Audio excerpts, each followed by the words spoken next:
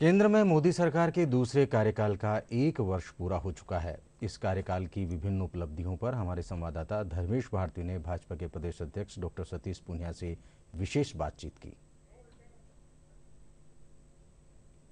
और दूसरे कार्यकाल का 1 वर्ष पूरा हो चुका है। इन सभी विषयों पर बातचीत करने के लिए हमारे साथ भाजपा के प्रदेश अध्यक्ष डॉक्टर सतीश पूनिया मौजूद हैं। हम उनसे पूछते हैं कैसा रहा कार्यकाल और क्या इसमें महत्वपूर्ण उपलब्धियां रही। 14 से 19 के कालखंड में बुनियादी विकास को गति मिली थी और बड़ा क्रांतिकारी परिवर्तन हुआ था, लेकिन जो 1 वर्ष है, हालांकि किसी भी लोकतांत्रिक सरकार के लिए 135 करोड़ की आबादी के लिए चुनौतियां भी कम नहीं होती और कम नहीं थी, लेकिन फिर भी जिन मुद्दों के बारे में पूरा देश आंदोलित होता था, एक बड़ी ऐसी प्रमुख मांगें थी जिनके बारे में उपहास भी होता था और लोगों की कल्पना से दूर था। तो कल्पनातीत काम हुआ। भगवान राम के मंदिर के निर्माण के लिए कितने आंदोलन हुए, कितने बलिदान हुए, लेकिन मोदी जी के नेतृत्व में उसका मार्ग प्रशस्त हुआ। और एक संयोग, अद्भुत संयोग था कि 2014 में 26 मई को उन्होंने शपथ ली और 26 मई 2020 वो समय था जब राम जन्मभूमि के भगवान रामलला के मंदिर का शिलान्यास हुआ। नागरिकता संशोधन कानून, ये विभाजन से पहले की ऐसी त्रासदी थी जिससे लोग त्रस्त थे। अफगानिस्तान, बांग्लादेश और पाकिस्तान, तमाम हिंदू विस्थापित जिल्लत की जिंदगी जी रहे थे, लेकिन उनको सम्मान और इज्जत की जिंदगी का मार्ग प्रशस्त हुआ। मुस्लिम बहनें, ट्रिपल तलाक जो एक बड़ा मसला था, उनको वास्तव में एक खुली सांस और एक सम्मान की, आज़ादी की उनको ताकत मिली। आत्मनिर्भर भारत जो अभियान है वो बड़ा महत्वपूर्ण, उसमें श्रमिकों के लिए, किसानों के लिए और युवाओं के लिए हर वर्ग को उसमें छूने का प्रयास किया गया।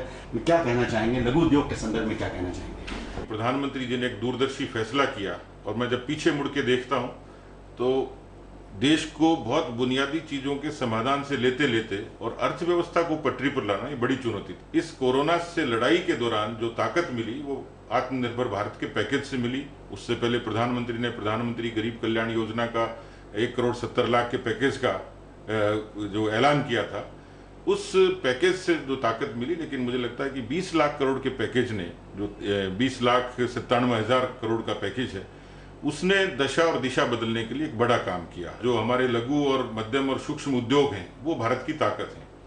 ऐसे लगभग 26.5 लाख यूनिट्स काम करती हैं देश में, जिसमें 12 करोड़ से भी ज़्यादा लोग रोजगार पाते हैं। उनको संकट था, उन पे कर्जे थे, उनको सहूलियतें नहीं थी, लेकिन इस पूरे 20 लाख में सबसे ज़्यादा जिसको फोकस किया 3 लाख करोड़ का, उसमें एमएसएमई सेक्टर को किया। हम किसानों के बारे में पूछेंगे, किसान आखिर इस योजना से किस प्रकार और मजबूत होंगे? वाजपेयी जी के बाद मोदी जी ने उसको आगे बढ़ाया। आज इसी 20 लाख करोड़ के पैकेज में 2.5 करोड़ ऐसे किसानों को नए किसान क्रेडिट कार्ड की सहूलियत मिलेगी। इसी तरीके से उन्होंने इसी थीम पर, भारत के 53 करोड़ पशुधन है और खेती के साथ साथ पशुधन एक बड़ी ताकत है जो खेती को भी संबल देती है। 10,000 करोड़ का प्रावधान उनकी वैक्सीनेशन के लिए किया है। पशु बचेंगे तो किसान बचेगा, खेती बचेगी। हम बात करेंगे श्रमिकों के ऊपर। श्रमिकों के लिए क्या विशेष योजना के अंतर्गत हुआ, उस पर हम चर्चा करेंगे। देश में जो मजदूर थे वो इधर से उधर माइग्रेट करते थे, राशन कार्ड की पोर्टेबिलिटी की समस्या थी।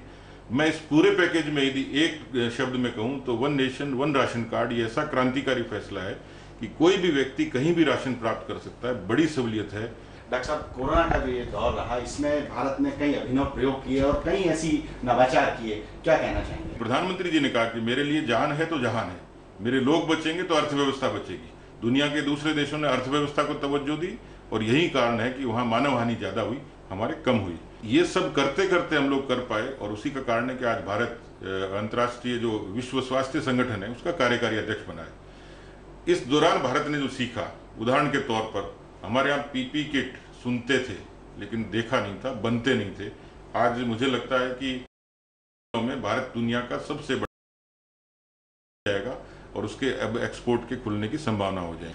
कोरोना को लेकर को इंफ्रास्ट्रक्चर को मजबूत करता है, तो मुझे लगता है, मैं आज ही देख रहा था, सुखद खबर है कि नासा के लिए और वेंटिलेटर भारत बनाएगा।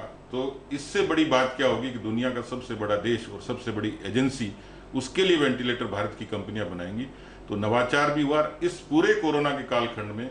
जो अच्छी बातें हुई पर्यावरण से लेकर तमाम, लेकिन मुझे लगता है कि स्वदेशी और स्वावलंबन ये कोरोना के बीच में भी एक कारक बनकर उभरे। तो ये थे हमारे साथ भाजपा के प्रदेश अध्यक्ष डॉक्टर सतीश पूनिया, जिनका कहना था कि प्रधानमंत्री का जो पिछले 6 साल में हर्ष है और भारत मजबूत बनकर उभरा है। धर्मेश भारती, दूरदर्शन समाचार, जयपुर।